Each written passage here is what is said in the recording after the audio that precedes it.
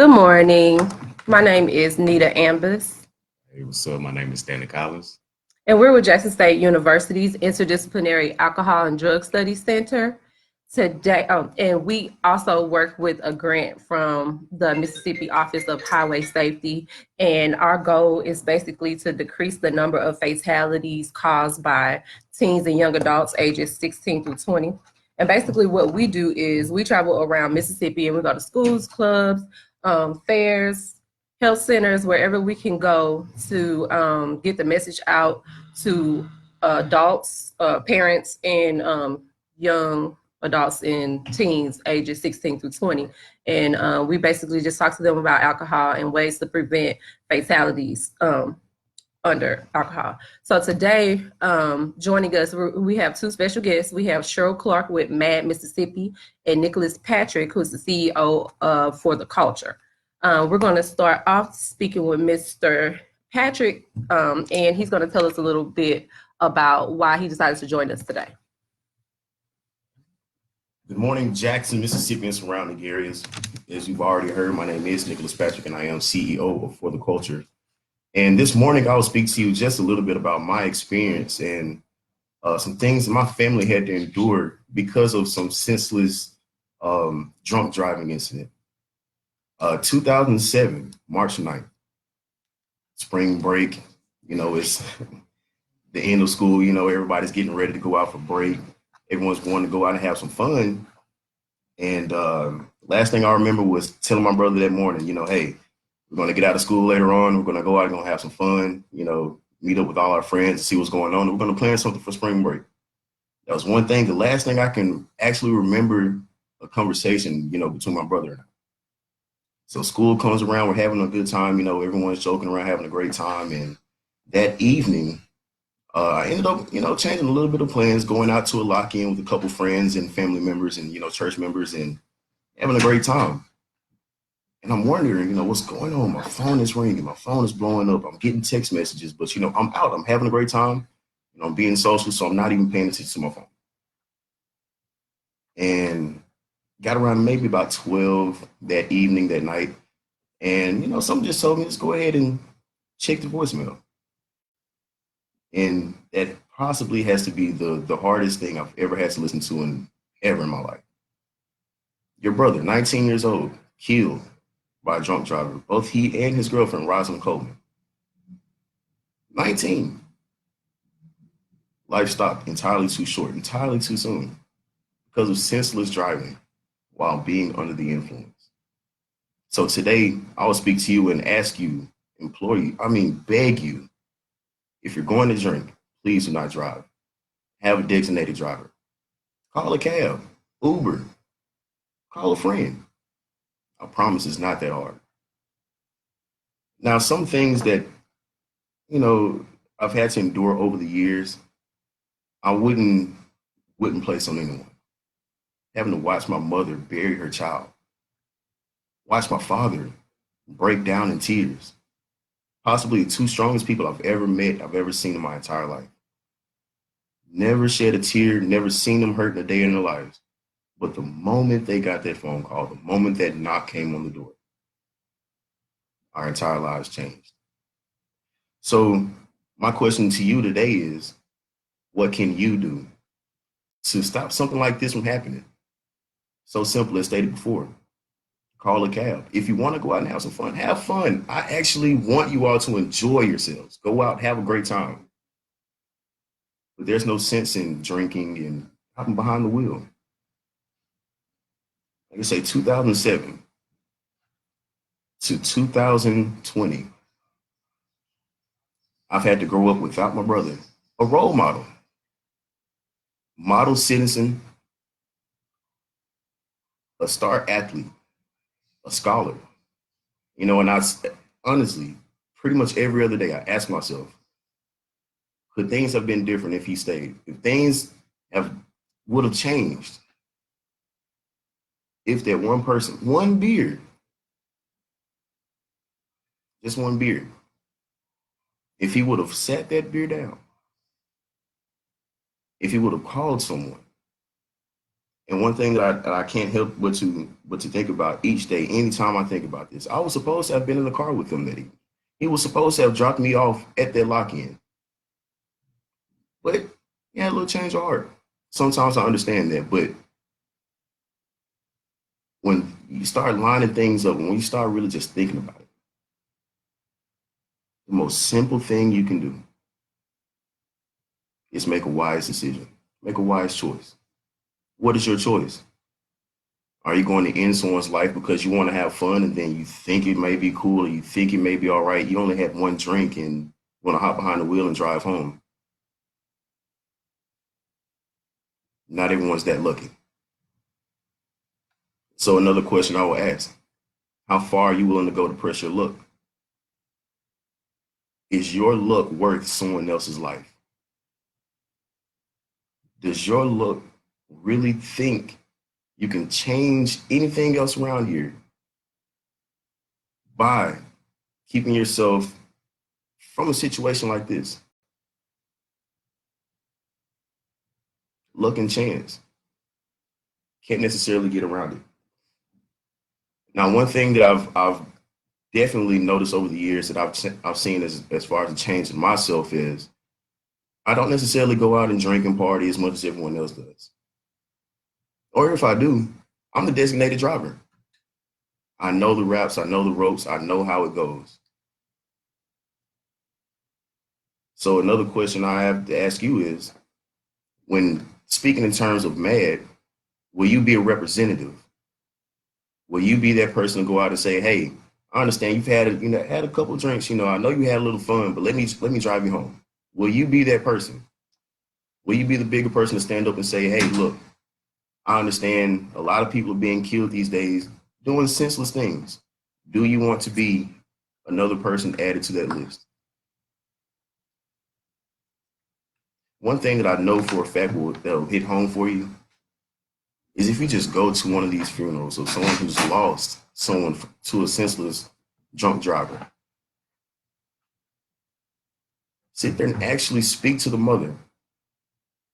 Hold her as she is crying in your shoulder, tears on your chest, and ask yourself, do you want to be the reason why she's burying her child?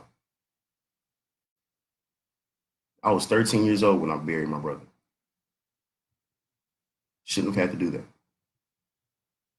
Today, he should be sitting here beside me asking you, don't drink and drive. Rosalind should be here beside you asking you, please do not drink and drive. Two amazing scholars, top athletes, amazing people. Lives cut short, dreams shattered because of one beer. Ask yourself, would you let one beer change your life?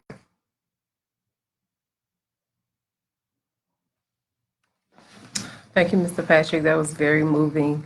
And condolences to your family. Really, I'm really touched by.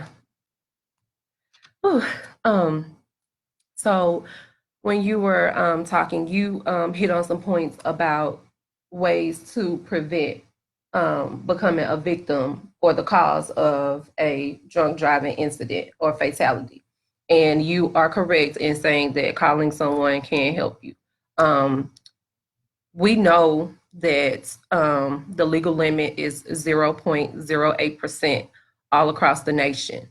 But what people don't understand is that even though you're not at that 0.08%, the tolerance in your body could be lower and you could still cause a fatality. There are so many different ways to prevent fatalities. And the best way to prevent it, of course, is abstinence. But we know that we like to have fun. We know that we like to do things and we like to go out. And we have social drinkers, we have people who drink at home, but the most important thing to take away from this is the preventive way to do it. And the best way to do it is to not drink at all. But if you have to drink and if you have to drive, just know that you need at least 1 hour per drink before you get behind the wheel. So if you had 3 beers please wait 3 hours before you get behind the wheel. And you may think that, oh, all you have to do is eat something or drink something, and it may make you feel better. That it may make you feel better, but internally, your blood alcohol is still going to be high. And if you're pulled over and they give you that breathalyzer test, your level is going to be just as high as it is, and that water or that food is not going to change that. Is there anything else you would like to add? Not much else. Like I say, just if you're gonna have fun, if you're gonna go out, if you're gonna drink, call someone. Like I say, I'd hate to turn on Facebook, turn on the news, look on Facebook, look on Instagram, Snapchat, Twitter, and see a classmate, see a friend, see someone I know, an associate, a fellow Jacksonian. We have enough going on in the city now. We don't need anyone else dying from senseless things such as this. That's so true. So today, we also have another person joining us, Ms. Cheryl Clark with Mad Mississippi. Now, if you give us just a second, we're going to try to get Mrs. Clark on here.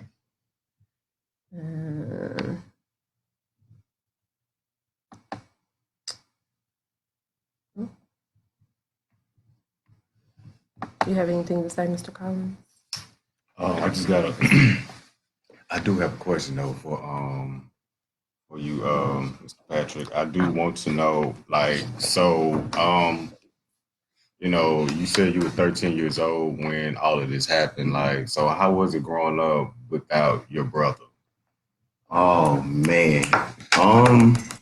I want to say the hardest part was the sports. That was the main thing. My brother and I bonded on sports, music, and honestly, girls. That's teenagers. That's the one thing we can all agree on as far as bonding. That's the one thing I can remember looking back. My brothers, hey, I'm going out here. I'm going to work out. I'm going to train.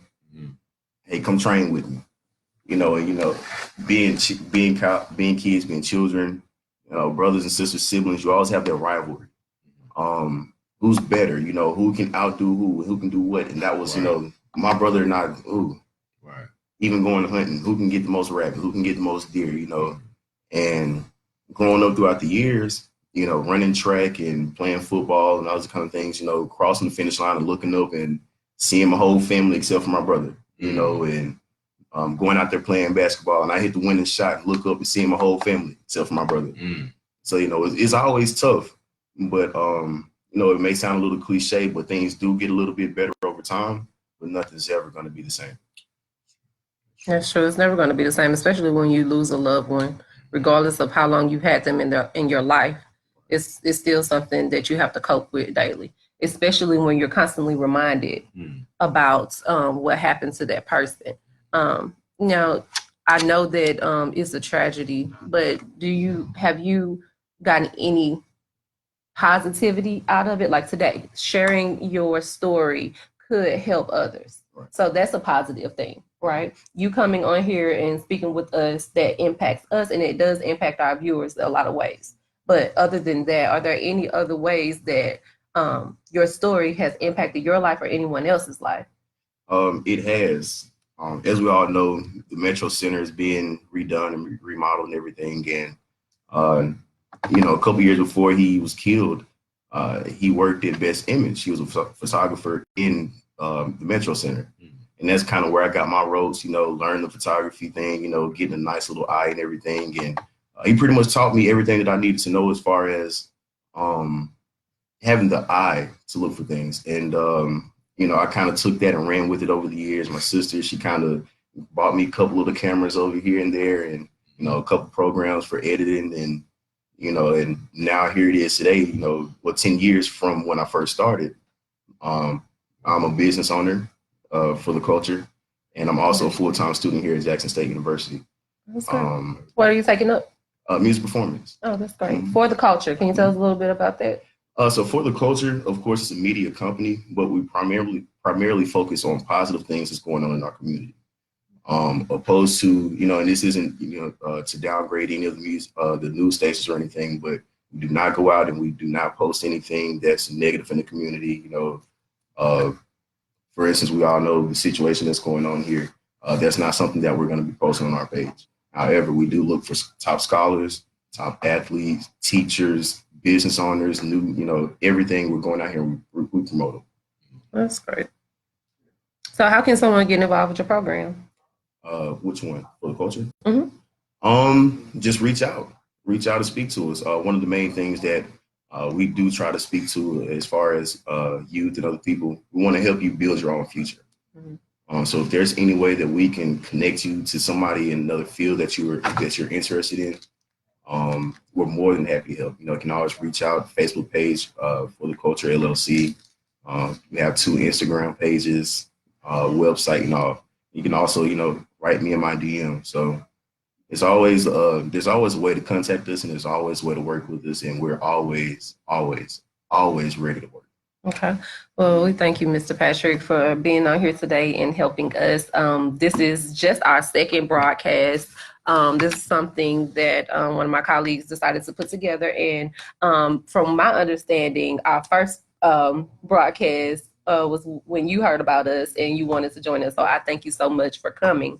And I'm so sorry about what's going on, but I'm glad that you were able to turn that negative around into a positive. And I really appreciate you all for actually taking the time out and having a dialogue about this, because a lot of times people don't understand the negative impact or how big this impact is in our community. Exactly.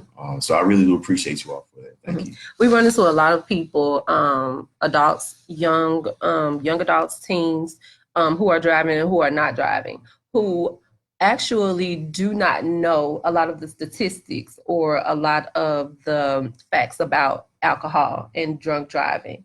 And one of those things is a lot of them think that, oh, I just had one drink, or, oh, I've been doing this for years. It's never going to happen to me. But it's important to know that just because it didn't happen to you that one time, that, on the millionth time, you could be that victim or you could be that predator.